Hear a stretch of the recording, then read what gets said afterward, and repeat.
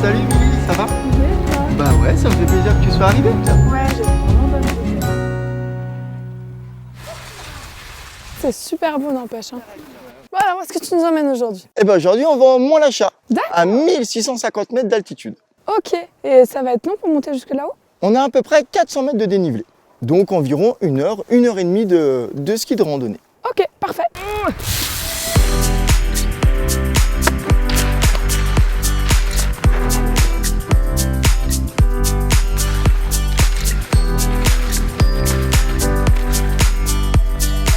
Comment te sens-tu, Émilie? Eh ben, ça va super bien. C'est super le ski de randonnée, franchement, j'adore. Tu m'as dit que la station a fêté ses 70 ans, mais pourquoi 70 ans? Parce que le premier téléski a été créé en 1951, ici même. Et truc de ouf, il faut savoir que le téléski, à l'époque, il a été monté à dos d'homme. Ah ouais? Ouais.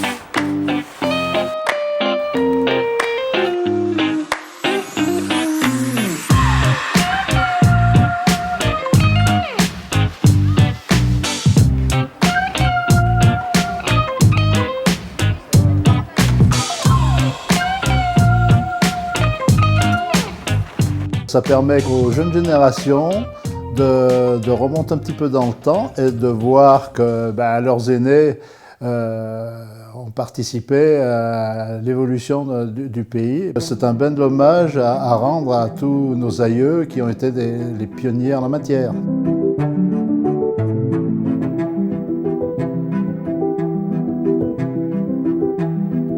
C'était quand même assez culotté pour l'époque de croire, de pouvoir faire venir du monde dans un petit village comme ça.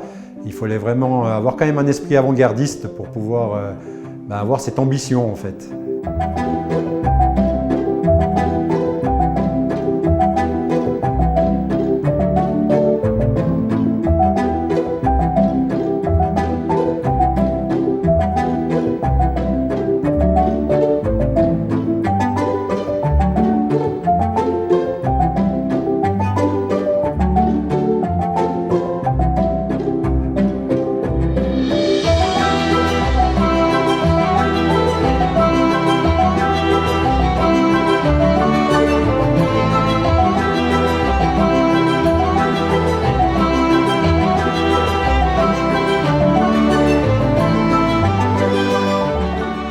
Le ski, ça se pratique sur un territoire.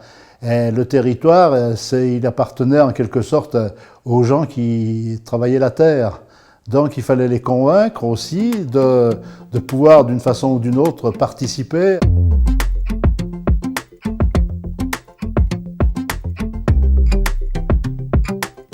Du souvenir ou des conversations que j'ai entendues à l'époque, ça s'est pas trop mal passé. Il y a eu un certain engouement parmi les gens du pays pour participer à cette belle aventure.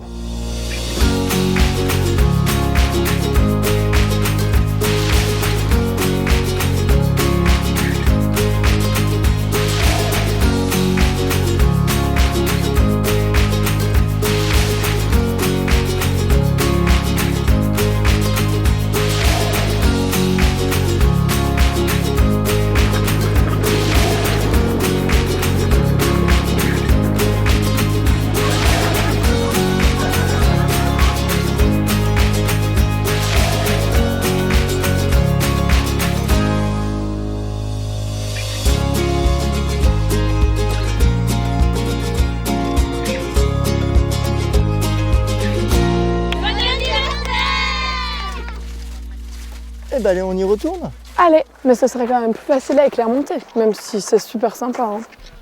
Tu m'as dit que la station a fêté ses 70 ans, mais comment c'était en fait ici avant, il y a 70 ans? Oula, je suis beaucoup trop jeune, faut demander à nos anciens du village. Par contre, ce que je peux te dire, c'est qu'à l'époque, ouais, c'était un vrai village de montagne.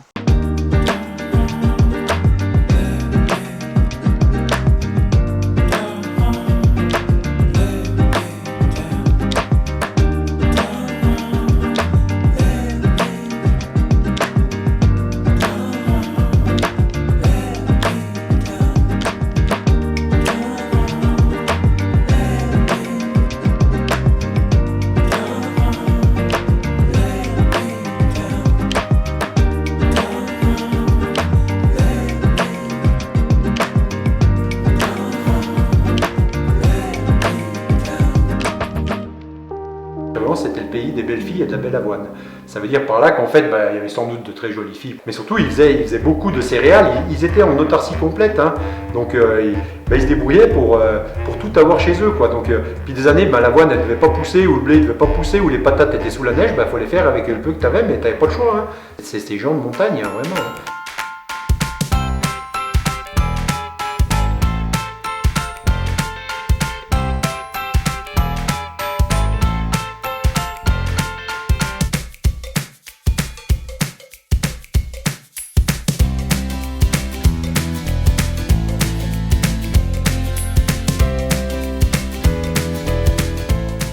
Mon père, qui s'appelait Théodule et qu'on a vite appelé Théo, avait construit un chalet et il avait créé un petit magasin de sport. Ça a été le premier magasin de sport de la station. Il fabriquait même des skis en bois à l'époque.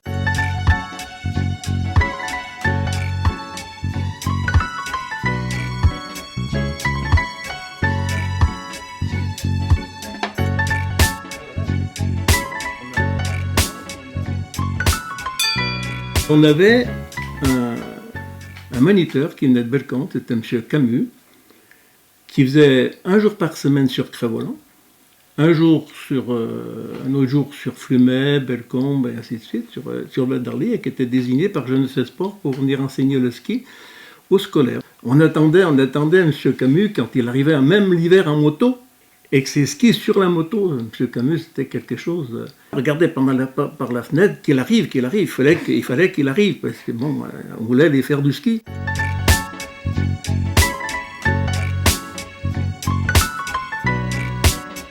Déjà, nous, on avait des skis frênes, carrés. Carré, ça veut dire qu'il y avait des carres dessous, parce qu'avant, au tout début, c'était des skis bois qui n'avaient pas de carres et qui avaient les pieds n'étaient pas vraiment attachés, on pouvait soulever un peu genre de ski de fond. C'était de la poudreuse, donc on skiait, on descendait, on tournait d'un côté, on tournait de l'autre, on se débrouillait. La technique était peut-être pas bien belle, mais à ce moment-là, on se débrouillait. C'était de plaisir surtout, oui, c'était un vrai plaisir.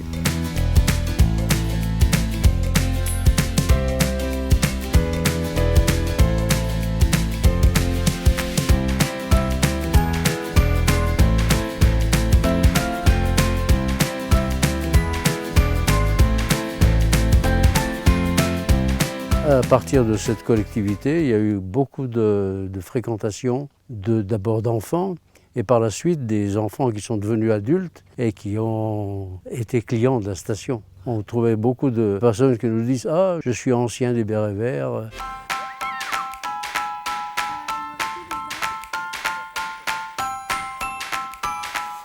Et du coup, est-ce que tu sais pourquoi on dit petit village et grands espaces?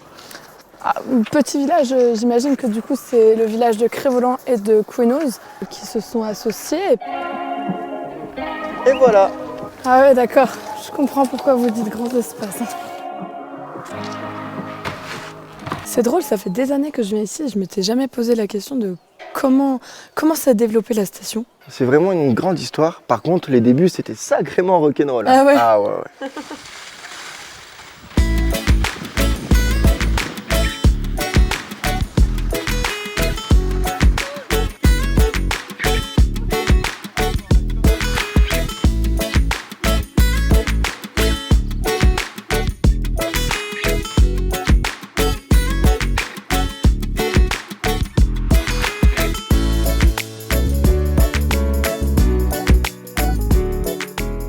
souviens surtout, c'était la première montée au téléski. C'était un dimanche après-midi. Et là, j'étais avec un cousin et on est monté au téléski. Je suis arrivé jusqu'en haut, mais ça nous soulevait pratiquement tout le long. Des fois, on tournait autour de la perche, mais on se remettait dans la piste. Et puis, quand on retournait atterrir, retoucher la neige, on essayait de revenir, mais c'était compliqué. Et je sais que mon cousin n'était pas arrivé en haut. Et là, j'étais content.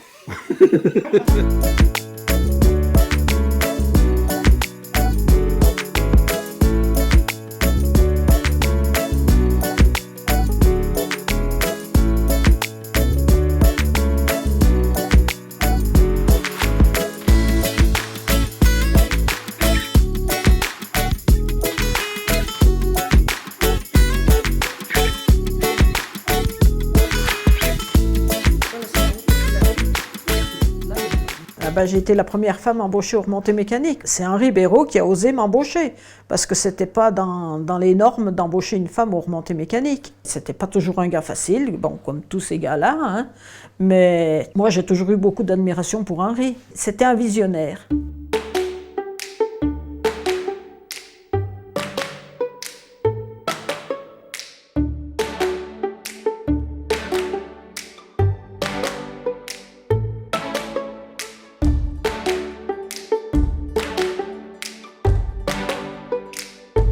Puis en plus, quand il neigeait, il fallait damer. Et damer, on damait avec les rouleaux. À l'époque, on n'avait rien d'autre que les rouleaux. Puis après, on descendait par la piste avec les brancards, tout droit, pour damer. À des endroits, il n'y avait pas beaucoup de neige. Ça allait vite. Puis à des endroits, il y avait de la neige, ça nous bloquait.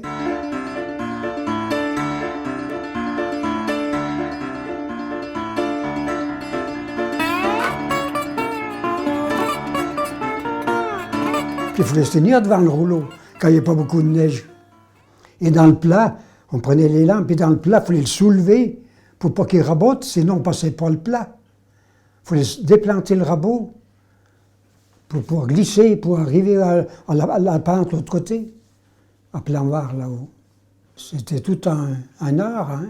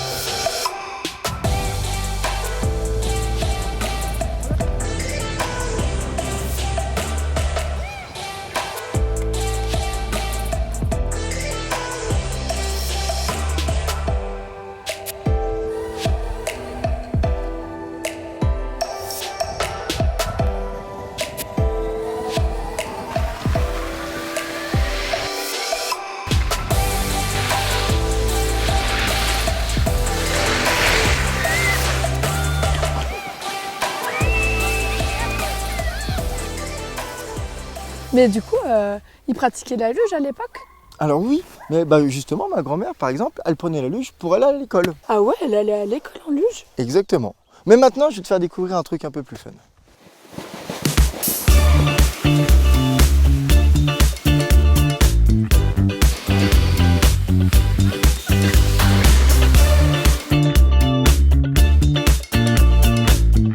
C'est une station moi qui m'a accueilli jeune quand j'avais environ 5 ans. Depuis voilà, je suis toujours licencié au club de Crest-Voland et Crest-Voland m'a énormément apporté, que ce soit humainement ou sportivement.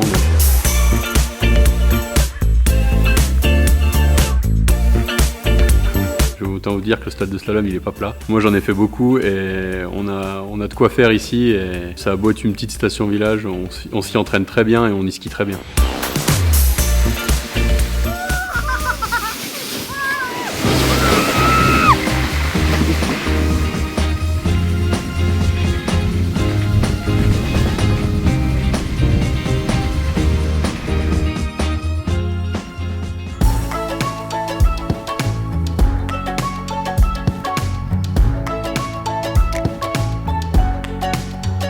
Salut Théo. Ouais, on est là pour une semaine. On vient voir le passage du Tour de France. Théo Cerny? Ok, j'arrive, à tout de suite. Ciao. Salut pas. Et alors, ça se passe bien les 70 ans de la station? Super, et cet été on attend vraiment beaucoup de monde. Les gens ont envie de venir à la montagne. Et on est une station familiale et authentique. Et ça a beaucoup changé en 70 ans?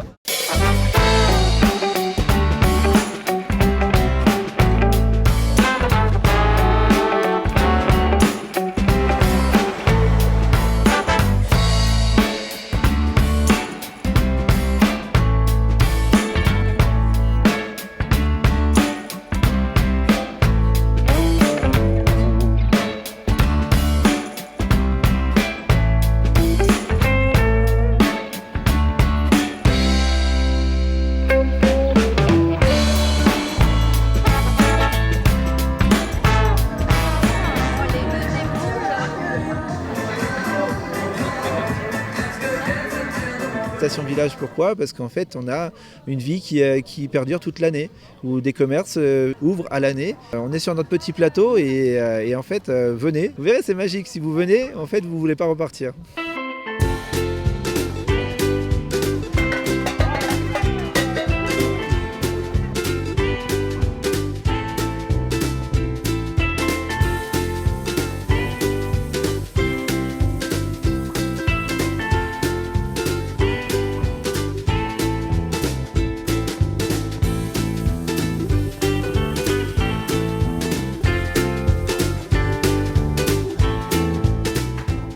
C'est étonnant quand même, avec le développement touristique de la station, vous avez su garder l'âme du village. Oui. Et en plus, on a su garder une place essentielle à l'agriculture. Tu crois qu'on pourrait visiter une exploitation, voir la traite des vaches et tout? J'ai ma petite idée.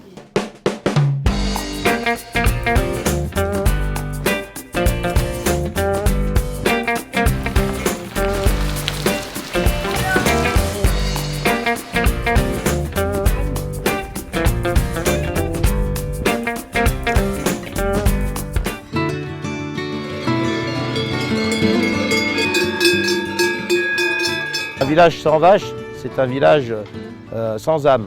L'importance d'avoir des exploitations agricoles, c'est le maintien d'un équilibre entre le tourisme et l'agriculture. Alors nous sommes 4 agriculteurs sur la station de Crest-Voland-Couesnos et ça fait vivre de nombreuses familles sur toute la chaîne de la fabrication à la consommation.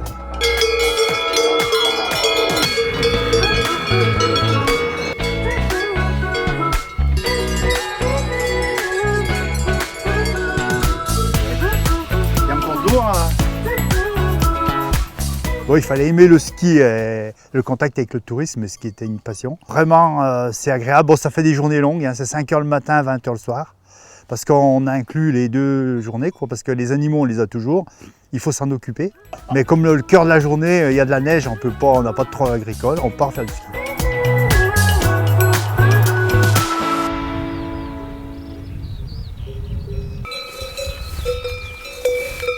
Super.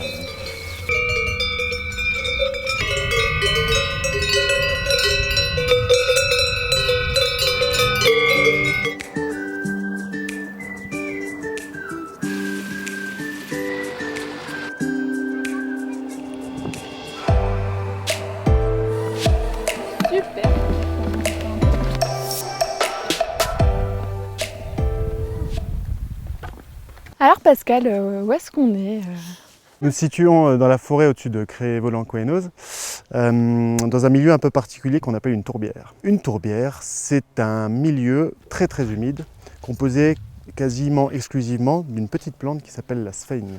C'est cette petite plante qui retient l'eau de pluie pour la restituer progressivement dans les rivières. Et quelle est la spécificité du coup de cette tourbière?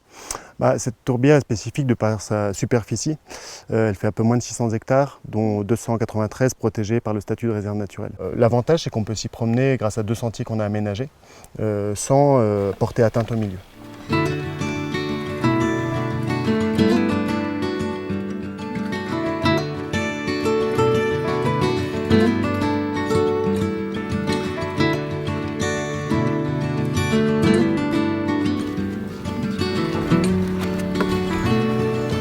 Ah là là, qu'est-ce que c'est reposant. Oui, mais profite, parce que demain c'est le Tour de France et ça va être une toute autre ambiance. Ah ouais? Oh oui. Pour monter de la Frasette, venir ici sur Cré-Voland et ensuite bifurquer en direction du col des Saisies. On est originaire d'Aix-les-Bains et on ne connaissait pas la station de Cré-Voland. Donc voilà, on a vu ça sur la carte, on a dit bah tiens c'est l'occasion de venir découvrir une petite station et en fait en découvrant on se rend compte que c'est vraiment très très mignon et ça nous donne envie de revenir.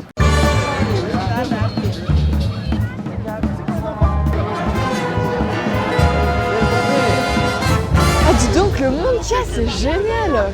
Et ouais, c'est normal, aujourd'hui c'est la première fois que le Tour de France passe à Cré-Voland. Ah ouais? Bah dis donc, c'est un petit clin d'œil pour les 70 ans. Je sais pas, mais en tout cas c'est très festif aujourd'hui. Oui, et ça fait du bien. Il y a de l'ambiance dans la station. C'est génial. Hein. Par contre la météo, un petit peu plus délicat aujourd'hui. Ouais non, elle aide pas. Ah ouais, non.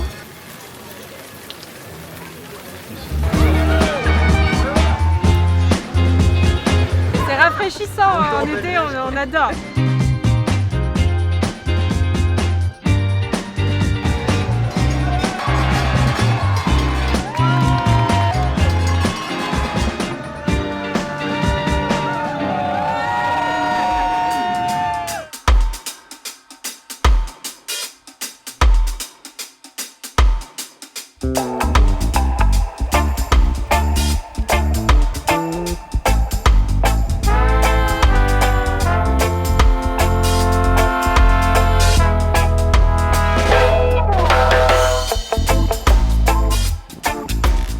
Et bah voilà, fin des vacances. Merci beaucoup. Bah merci à toi, j'espère que tu as passé un bon voyage dans l'histoire de Cré-Voland-Cohennoz. Oui, j'ai appris plein de choses. Merci beaucoup.